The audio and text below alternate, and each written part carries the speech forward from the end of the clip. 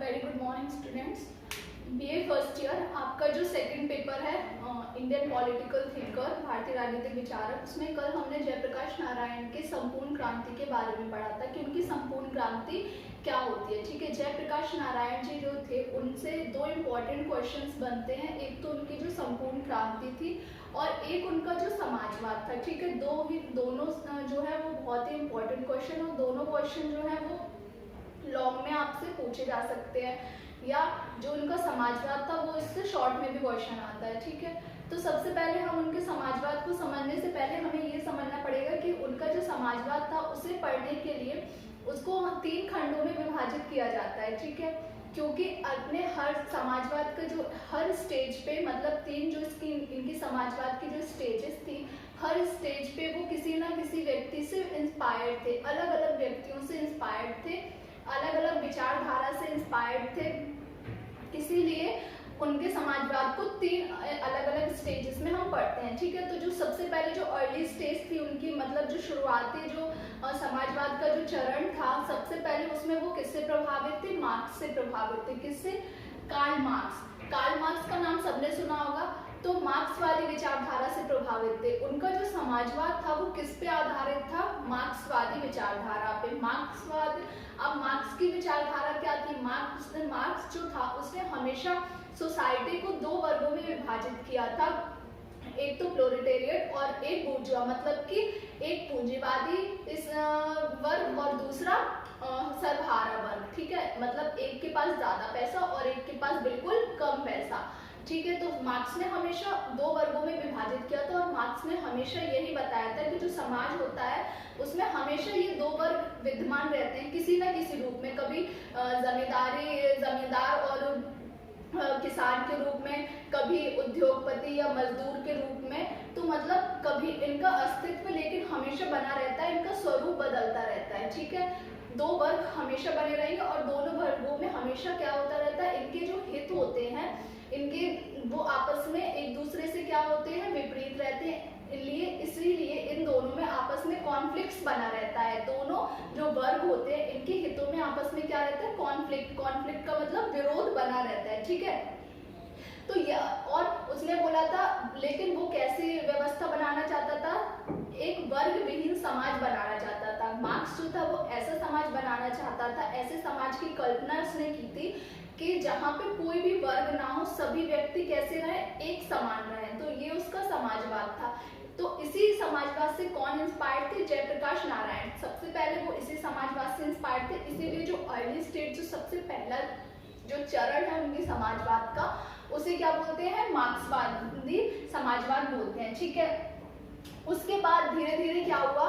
कुछ time period बाद उन्हें समझ आया कि जो मार्क्सवादी समाजवाद जिससे वो इंस्पायर्ड है या जो वो चाहते हैं, वैसी व्यवस्था भारत जैसे देश में लागू नहीं हो सकती। ठीक है, तो भारत जैसे देश के लिए उन्होंने कौन से समाजवाद का वो बताया था उपयुक्त? लोकतांत्रिक समाजवाद। ठीक है, अब ये लोकतांत्रिक समाजवाद की जो व्यवस्था थी उन्होंने बताया था कि इसके तहत जयप्रकाश नारायण जी जो थे उन्होंने बोला था कि जो भारत है उसे कैसा वो बनाना चाहिए? लोकतांत्रिक में अब उन्होंने जो पाश्चात्य लोकतंत्र था, मतलब जो पाश्चात्य देशों में, यूरोपियन कंट्रीज में जो लोकतंत्र चलता था, जो लोकतंत्र की व्यवस्था थी, वो ना होके उन्होंने एक अलग लोकतंत्र बताया था। मतलब कि ना तो संसदीय व्यवस्था होनी चाहिए, ना ही दल होने चाहिए, बहुमत वगैरह भी नहीं, बिल्कुल प्रत्यक्ष लोकतंत्र का इन्होंने क्या किया था? इन्होंने साथ दिया था कि कैसा लोकतंत्र होना चाहिए? प्रत्यक्ष लोकतंत्र। ठीक है, जनता अपने प्रतिनिधियों को स्वयं चुने। ठीक है, और अप्रत्यक्ष लोकतंत्र इन्होंने नहीं बताया था। तो वही जो प्रत्यक्ष लोकतंत्र जो उनका समाजवाद था वो कैसा दूसरे स्टेज पे किस तरीके का था? लोकतांत्रिक समाजवाद। उसके बाद आता है फिर कुछ टाइम बाद ये किससे इंस्पायर्ड हुई? गांधी जी से और गांधीवादी विचारधारा से ये काफी इंस्पायर्ड हुए। उनका जो सर्वोदय अभियान चल रहा था, या सर्वोदय की जो भावना थी गांधी जी की, सर्वोदय मतलब कि सभी वर्गों का उदय, मतलब समाज में जितने भी वर्ग हैं उनका एक साथ उदय बताया था उन्होंने। कैसे जो पूंजीपति थे उनका चारित्रिक रूप से उदय, क्योंकि उनका जो चरित्र होता है पैसों के कारण वो बहुत ही निम्न हो जाता है, तो पूंजीपतियों का चारित्रिक उदय बताया था सर्वोदय की भावना में उन्होंने, और जो निम्न वर्ग मजदूर थे उनका आर्थिक रूप से उदय। तो सर्वोदय मतलब सभी वर्गों का किसी न किसी रूप में उदय और सबको समान भावना। और उनकी जो सर्वोदय की भावना थी उसमें उन्होंने किस पे ज्यादा जोर दिया था? अहिंसा पे, मानवता के धर्म पे। तो इससे ये जयप्रकाश नारायण जी काफी ज्यादा प्रभावित हुए थे। ठीक है, इनसे प्रभावित होके ही इन्होंने राजनीति से कुछ टाइम के लिए संन्यास भी ले लिया था। कुछ टाइम कांग्रेस पार्टी छोड़ के इन्होंने क्या किया था? राजनीति से संन्यास ले लिया था, क्योंकि ये किससे ये इंस्पायर्ड थे? सर्वोदय आंदोलन से।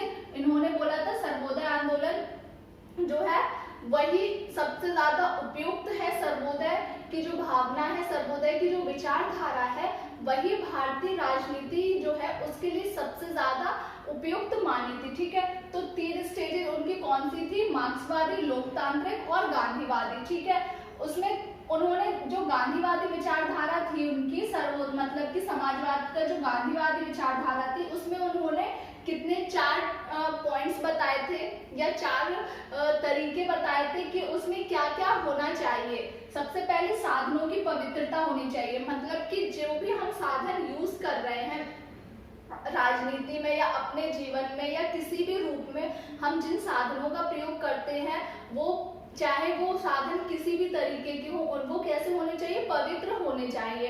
ठीक है, अहिंसा के द्वारा या घृणा के द्वारा इन सब साधनों का प्रयोग ना करते हुए, मतलब हिंसा या घृणा का प्रयोग ना करते हुए अहिंसा और मानवता के साधनों का प्रयोग करना चाहिए। ठीक है, मानवीय मूल्यों की सर्वोपरिता, मतलब कि जो ह्यूमन या किसी भी मानव की जो वैल्यूज होती है, जो मूल्य होते हैं, उनको सर्वोपरि रखा था। ठीक है, क्योंकि जो गांधी जी थे वो एक व्यक्तिवादी, वो भी विचारक थे। व्यक्तिवादी मतलब व्यक्ति को ज्यादा महत्व देते थे, हर एक व्यक्ति को। तो मानवीय मूल्यों को सर्वोपरि मतलब ऊपर रखना चाहिए। राज्य से ज्यादा किस पे ध्यान देना चाहिए या किसको इम्पोर्टेंस मिलनी चाहिए? मानवीय मूल्यों को। ठीक है, उसके बाद आर्थिक और सामाजिक रूपांतरण के लिए जनता की शक्ति में विश्वास रखना चाहिए। आर्थिक और सामाजिक रूपांतरण, इन्होंने भी आर्थिक रूप से ग्राम पंचायतों को ज्यादा महत्व प्रदान किया था, शक्ति के विकेंद्रीकरण पे ज्यादा ध्यान दिया था कि शक्ति का क्या होना चाहिए? विकेंद्रीकरण होना चाहिए। ग्राम पंचायतों से लेके फिर नगर, फिर जिला पंचायत या जिला परिषद, ऐसे शक्ति का क्या होना चाहिए? शक्ति हर स्टेज में बटी होनी चाहिए। तो और सामाजिक रूप से भी क्या होना चाहिए? जनता की शक्ति में हमें विश्वास रखना चाहिए। जनता में जो ताकत है वो किसी में नहीं है, तो उन्होंने क्या बोला था कि जनता की शक्ति में हमें विश्वास रखना चाहिए। उसके बाद विकेंद्रीकरण, वही उन्होंने क्या किया था? शक्ति का क्या किया था? विकेंद्रीकरण के। एक व्यक्ति के पास अगर शक्ति होगी तो वो कैसा हो जाएगा? बहुत ही निरंकुश हो जाएगा। तो निरंकुशता को रोकने के लिए शक्ति को क्या कर देना चाहिए? बंटवारा। जब शक्ति बहुत सारे लोगों के पास रहेगी तो कोई एक व्यक्ति निरंकुश नहीं हो सकता, उस पर अंकुश लगाने के लिए बहुत सारे लोग या बहुत सारी संस्थाएं ऑलरेडी होती हैं। ठीक है, तो ये था उनका समाजवाद से रिलेटेड उन्होंने एक अपनी पुस्तक या बुक भी लिखी थी, वाई सोशलिज्म। ठीक है, वाई सोशलिज्म इनकी एक बुक है जिसमें उन्होंने अपने समाजवाद को समझाया था। ठीक है, उनका समाजवाद कितने कैटेगरी में बांट सकते हैं? 3 कैटेगरी में। पहला मार्क्सवादी समाजवाद, दूसरा लोकतांत्रिक समाजवाद और तीसरा गांधीवादी या सर्वोदय संबंधी समाजवाद। Thank you.